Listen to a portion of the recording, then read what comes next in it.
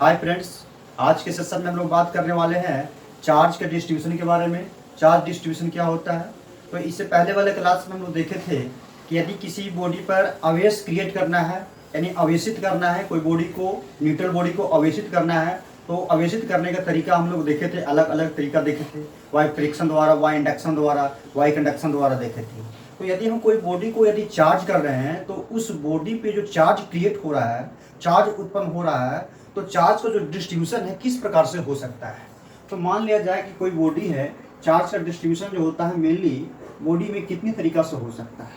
तो मान लिया जाए सपोज दैट कि ये जो आपका कोई इरेगुलर शेप का कोई बॉडी है, उस शेप का बॉडी है, उस बॉडी में चार्ज कहीं डिसकंटिन्यूअस रूप से ऐसे हो सकता है, कहीं 4 गो, कहीं 5 गो, ऐसे हो सकता है, ऐसे हो सकता है, ठीक है, या डिसकंटिन्यूअस रूप में ऐसे हो सकता है। चाहे तो इसी प्रकार के बॉडी में चार्ज जो होगा इस टाइप के यूनिफॉर्म रूप से ऐसे चारों ओर, बॉडी में चारों ओर ऐसे एक समान रूप से ऐसे डिस्ट्रीब्यूट हो सकता है। तो आज इसी के बारे में हम लोग देखेंगे, जो चार्ज का डिस्ट्रीब्यूशन जो होता है या कितने तरह से हो सकते हैं। तो पहला तो हो गया discontinuous charge distribution. Discontinuous charge distribution, discontinuous charge distribution बोलते हैं। ठीक है, कि किसी भी बॉडी पर जो असमान रूप से, जो नॉन यूनिफॉर्म रूप से चार्ज का जो डिस्ट्रीब्यूशन होता है, तो उस प्रकार के चार्ज डिस्ट्रीब्यूशन को हम डिसकंटिन्यूअस चार्ज डिस्ट्रीब्यूशन कहते हैं। और एक तो ऐसा हो सकता है बॉडी में एक समान रूप से चार्ज का डिस्ट्रीब्यूशन हो रहा है, तो इसको बोलेंगे continuous charge distribution. Continuous charge distribution, continuous charge distribution इसको हम बोल सकते हैं। अब देखिए, जो डिसकंटिन्यूअस चार्ज डिस्ट्रीब्यूशन है, इसमें जो चार्ज है एक समान रूप से, ठीक है, एक समान रूप से इस बॉडी में चार्ज जो है डिस्ट्रीब्यूट हो रहा है। और ये जो कंटिन्यूअस चार्ज डिस्ट्रीब्यूशन है, इसमें बॉडी पर जो चार्ज है एक समान रूप से या यूनिफॉर्म रूप से चार्ज का डिस्ट्रीब्यूशन हो रहा है। कंटिन्यूअस चार्ज डिस्ट्रीब्यूशन में 3 प्रकार से इसमें चार्ज का डिस्ट्रीब्यूशन हो सकता है। पहला एक होता है, मान लिया जाए कि एक वायर ले लीजिए, ठीक है, एक वायर ले लीजिए, इस वायर के ऊपर में ऐसे चार्ज का डिस्ट्रीब्यूशन हो रहा है, तो इस प्रकार को हम बोलते हैं चार्ज का डिस्ट्रीब्यूशन को लीनियर चार्ज डिस्ट्रीब्यूशन। तो ये आपका हो गया linear charge distribution, linear charge distribution. दूसरा जो हो गया, ये पहला हो गया। दूसरा, मान लिया जाए कि ये गोलाकार कोई, ठीक है, वस्तु है, तो इस वस्तु के सरफेस पे या ऐसा एक प्लेट है, मीटर का प्लेट है, तो उसके सतह पे यानी ऊपरी भाग पे, यानी ऊपर की ओर बोल रहे हैं, तो इसके सतह पे हो रहा है, तो बोलेंगे surface charge distribution, surface charge distribution. और तीसरा जो हो गया आपका, जो तीसरा पॉइंट है, अब मान लीजिए कि इसके अंदर हो रहा है, कोई गोलाकार वस्तु है, गोला है, इसके अंदर हो रहा है, तो ये इसके अंदर हो रहा है, तो वॉल्यूम हो गया, तो volume charge distribution, volume charge distribution. तो हम लोग यहाँ से पढ़ेंगे कंटिन्यूअस चार्ज डिस्ट्रीब्यूशन कितने प्रकार होते हैं, तो 3 प्रकार से हो सकते हैं, linear charge distribution, surface charge distribution और वॉल्यूम चार्ज डिस्ट्रीब्यूशन, जिसको लीनियर चार्ज डेंसिटी भी बोल सकते हैं, सरफेस चार्ज डेंसिटी भी बोल सकते हैं और वॉल्यूम चार्ज डेंसिटी भी बोल सकते हैं। और इसको जो है हम डिनोट करते हैं लैम्ब्डा से, और इसको डिनोट करते हैं सिग्मा से, और इसको डिनोट करते हैं रो से। हाँ, तो सबसे पहले देख लेते हैं इसका डिफिनेशन, इसका समझ लेते हैं। लीनियर चार्ज डेंसिटी क्या है, सरफेस चार्ज डेंसिटी क्या है, वॉल्यूम चार्ज डेंसिटी क्या है, तो देख लिया जाए। सबसे पहले देखिए, कुछ नहीं है, डिफिनेशन बहुत ही इजी इसका डिफिनेशन है। लीनियर चार्ज डेंसिटी को हम लोग डिनोट करते हैं लैम्ब्डा से, और सरफेस चार्ज डेंसिटी को डिनोट करते हैं हम लोग सिग्मा से, और वॉल्यूम चार्ज डेंसिटी को हम लोग डिनोट करते हैं रो से। याद रहेगा, पहले से हम बोल क्या है, लैम्ब्डा, सिग्मा, रो। अब यदि इसका डिफिनेशन दे तो इसको इक्वल कर दीजिए, और इसका भी इक्वल कर दे, और इसका भी इक्वल कर दीजिए। अब देखिए, लीनियर चार्ज डेंसिटी, लीनियर बोलेगा, जैसे ही बोलेगा लीनियर के बारे में बोलेगा, जैसे ही लीनियर बोलेगा, तो लीनियर का मतलब समझ आइए कि लंबाई के बारे में बोल रहा है, तो नीचे में लेंथ होगा। सरफेस के बारे में बोलेगा, सरफेस यानी उसके सतह पे, यानी एरिया के बारे में जिक्र कर रहा है तो इसमें एरिया लिख दीजिए। और वॉल्यूम के बारे में बोलेगा तो वॉल्यूम से नहीं निष्कर्ष निकल रहा है, ये नीचे आयतन के बारे में बोल रहा है। इतना तो समझ आ ही गया, ठीक है। इसको डिनोट करेंगे लीनियर, लेमडा से, सिग्मा से, रो से। और लीनियर है, यहाँ पर लिखा हुआ लीनियर, लीनियर लिखा हुआ है यानी एल देंगे। और यहाँ सरफेस यानी एरिया से, और वॉल्यूम है तो आयतन भी वॉल्यूम। अब देखिए, और सभी को ऊपर में चार्ज किसके बारे में कर रहा है, charge density, charge density, charge density. देखिए charge density, charge density, charge density, तो सभी को क्यू लिख दीजिए, क्यू क्यू और क्यू। आपका डिफिनेशन बन के तैयार हो गया, यही आपका ये फार्मूला भी हो गया।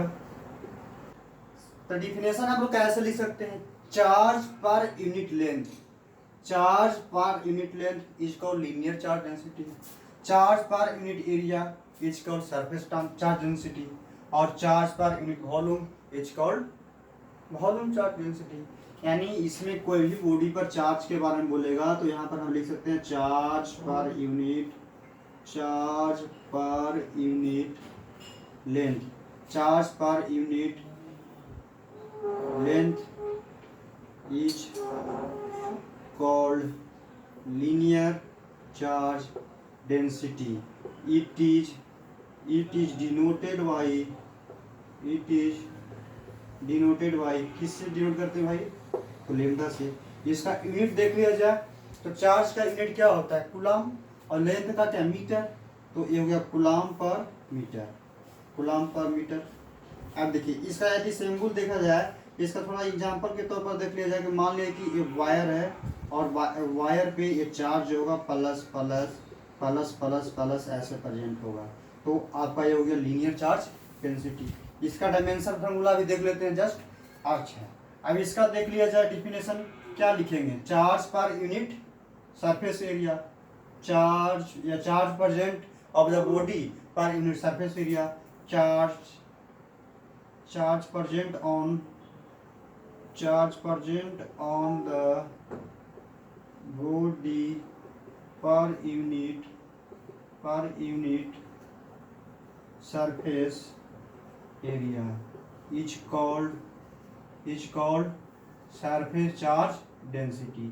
It is denoted by sigma, और सिग्मा इक्वल टू, देखिए यहाँ पर यदि इसका यूनिट लिखे तो यूनिट क्या हो जाएगा, कुलाम इसका होता है चार्ज का कुलाम, और एरिया क्या हो जाएगा, मीटर स्क्वायर। इसका यदि एग्जांपल के तौर पर फिगर यदि देख लिया जाए तो मान लीजिए कि इस टाइप की कोई बॉडी है और इस पे जो चार्ज होगा इस बॉडी के ऊपर में चार्ज होगा सरफेस पे, ठीक है, इसके अंदर नहीं है, अंदर अगर होगा तो वॉल्यूम निकाला जाएगा, इसके ऊपर है कोई सरफेस है, मान लीजिए बॉडी है तो बोर्ड के ऊपर में लिखा जा रहा है, उसके सरफेस में लिख रहे हैं, यानी इस टाइप के जो फिगर होगा इसके ऊपर पर चार्ज प्रेजेंट है, ठीक है। ये आयताकार जो भी है रेक्टेंगल शेप है, इसके ऊपर पे चार्ज प्रेजेंट है, तो इसको बोलते हैं सरफेस चार्ज डेंसिटी। अब ये आपका यूनिट हो गया। डायमेंशन फॉर्मूला की बात कर लेते हैं, इसका फिलहाल भी देख लीजिए क्या होगा। इसमें जो होगा इसका यूनिट क्या होगा, ये चार्ज के कुलाम हो जाएगा और वॉल्यूम पे मीटर क्यूब। तो सबसे पहले इसका यूनिट हो गया कुलाम पर मीटर क्यूब। इसका डिफिनेशन लिखना चाहे, charge per unit, charge per unit volume, charge per unit volume, ठीक है। ये हो गया चार्ज पर यूनिट वॉल्यूम। इसको डिनोट करते हैं किससे, तो सिग्मा से डिनोट करेंगे, और इसका जो फार्मूला क्या हो जाएगा, क्यू आई वी हो गया। अब इसका जो यूनिट होगा क्या हो जाएगा, कूलम पर मीटर क्यूब हो गया। अब देख लेते हैं डायमेंशन फार्मूला की ओर। तो डायमेंशन फार्मूला क्या होता है, डायमेंशन फार्मूला सबसे पहले देखिए सिग्मा का डायमेंशन फार्मूला देख लेते हैं। तो चार्ज यानी क्यू है, क्यू चार्ज है, यानी क्यू इक्वल टू क्या होता है, Q equal to I T होता है, Q equal to I T, यानी इसका यदि लिखे तो ए और इसका टी लिखेंगे, टाइम फॉर टी।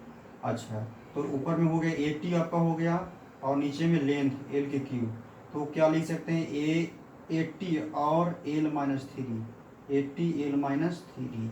अब यदि इसका लिखे हम डायमेंशन फार्मूला यदि हम लिखे तो क्या हो जाएगा, ए टी, इसका भी तो ए टी हो जाएगा, और नीचे में है एल स्क्वायर, यानी एल माइनस टू हो जाएगा। अब यदि इसका लिखे हम लेमडा, इसका लिखे डायमेंशन फार्मूला कुछ नहीं, ए डायमेंशन फार्मूला यहाँ पे लिख देते हैं इसका।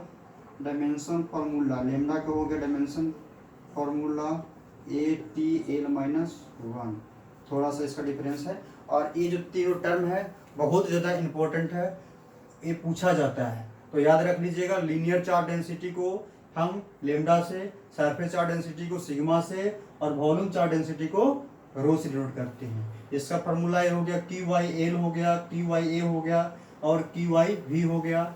इसका डिफिनेशन रहा, और इसका हिंट के तौर पर ये फिगर थोड़ा सा देख लीजिएगा। अब इसका देखिए, वॉल्यूम चार्ज डेंसिटी तो मान लिया जाएगा ऐसा कोई गोलाकार वस्तु है और इसके अंदर चार्ज है, इसके अंदर बॉडी के अंदर चार्ज प्रेजेंट होगा, तब तो हम वॉल्यूम निकालेंगे। तो इस यूनिट वॉल्यूम में कितना चार्ज, इस पे यूनिट वॉल्यूम में इकाई आयतन में कितना चार्ज आवेश यानी प्रेजेंट है, उसी को बोलते हैं वॉल्यूम चार्ज डेंसिटी, और इसको डिनोट करते हैं रो से। तो ये आपका 3 पॉइंट क्लियर हो गया, ठीक है।